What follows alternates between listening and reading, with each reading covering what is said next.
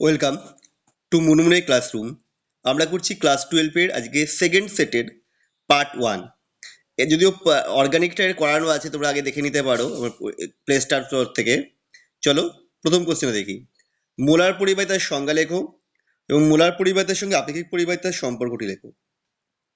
Molar পরিবাহিতা কোনো তড়িৎ বিশ্লেষ্য পদার্থের দ্রবণের যে আয়তনে উক্ত তড়িৎ বিশ্লেষ্য 1 মোল দ্রবীভূত আছে সেই আয়তনের দ্রবণকে সঠিক 1 সেমি ব্যবধানে অবস্থিত দুটি উপযুক্ত আকারে সমান্তরাল তড়িৎদ্বারের মধ্যে রাখলে দ্রবণটির যে পরিবাহিতা দেখানো যায় বা দেখায় তাকে বলা হয় মোলার পরিবাহিতা। মোলার পরিবাহিতা আপেক্ষিক পরিবাহিতার সম্পর্ক কি না? মোলার পরিবাহিতাকে আমরা কি দিয়ে প্রকাশ করি? Lambda M. আর আপেক্ষিক পরিবাহিতা কাপ্পা দিয়ে। তাহলে দ্রবণের মোলারিটি যদি এম হয়, এদের সম্পর্ক হচ্ছে lambda M equal to kappa into 1000/m। পরে কোশ্চেন অথবাটা ধাতব টিন কি Sn4+ কে Sn2+ এ বিজারিত করবে? যুক্তি দিতে বলেছে। এখানে সব ভ্যালুগুলো দিয়ে আছে ইজিরো সেলের দুটোর। ধাতব টিন Sn4+ কে Sn2+ এ বিজারিত করবে যদি এই বিক্রিয়াটা স্বতঃস্ফূর্তভাবে ঘটে। আমি বিক্রিয়াটা ইজিরো সেল বের করে নিয়েছি। ইজিরো সেল হলো পজিটিভ এসছে 0.29। তাহলে ইজিরো সেল যদি পজিটিভ হয় তাহলে ডেল জির মান ঋণাত্মক হবে, সুতরাং বিক্রিয়াটা স্বতঃস্ফূর্তভাবে ঘটবে, ফলে এটা বিজারিত করতে পারবে।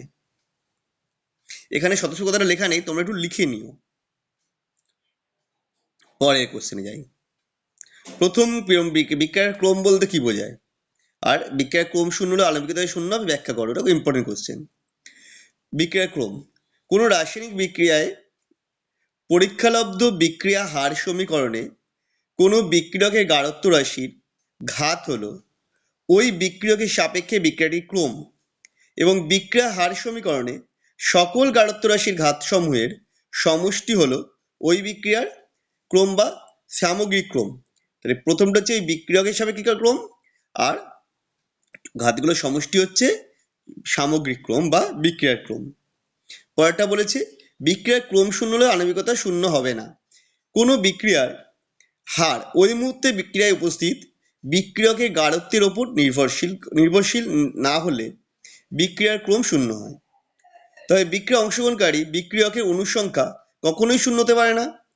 আণবিকতা শূন্যর অর্থ বিক্রিয়ক পদার্থ ছাড়াই বিক্রিয়ত পদার্থ উৎপন্ন হওয়া, যা বাস্তবে অসম্ভব। তাহলে বিক্রিয়ার আণবিকতা কখনোই শূন্য হতে পারে না। চলো নেক্সট কোশ্চেন দেখি। প্রথম ক্রম বিক্রিয়া সম্পূর্ণতে অসীম সময়ের প্রয়োজন হয় ব্যাখ্যা করতে বলেছে। প্রথম ক্রম বিক্রিয়ার সমাকলিত বিক্রিয়ার সমীকরণ হলো T = 1/k ln A0/a। তাহলে A ইকুয়াল টু কত হবে? A ইকুয়াল টু হবে A0 e⁻ kt, যেখানে A0 এবং A হলো যথাক্রমে বিক্রিয়া শুরু তথা T = 0 সময়ে এবং বিক্রিয়া শুরু হওয়ার T সময় পরে গাঢ়ত্ব। তাহলে বিক্রিয়া সম্পূর্ণ হবে তখন বিক্রিয়া গাঢ়ত্বের মান অর্থাৎ এর কনসেন্ট্রেশন অফ A এটা 0।